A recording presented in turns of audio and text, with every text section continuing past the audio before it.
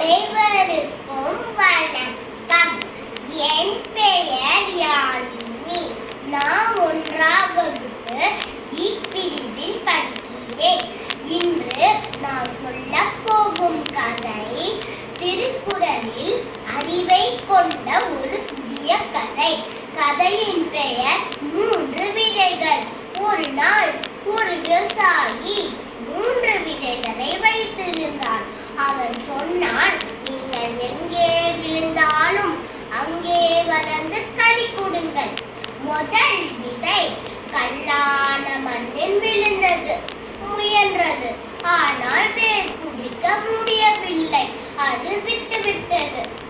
இரண்டாவது விதை புதர்களுக்கு நடுவே விழுந்தது. முதலில் வளர்ந்தது, ஆனால் புதர்கள் அது மூடிவிட்டன.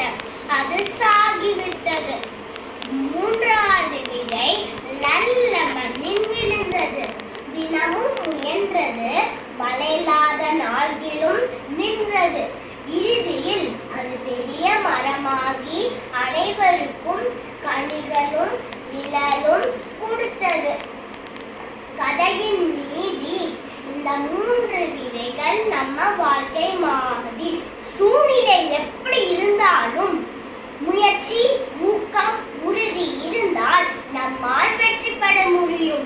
திருவள்ளுவர் சொல்கிறார், ஊக்கம் உறுதி முடியா செய்கை, வகை தெரிதல் தேரும் வினை. நம்ம ஊக்கம் நம்ம வெற்றி. நன்றி.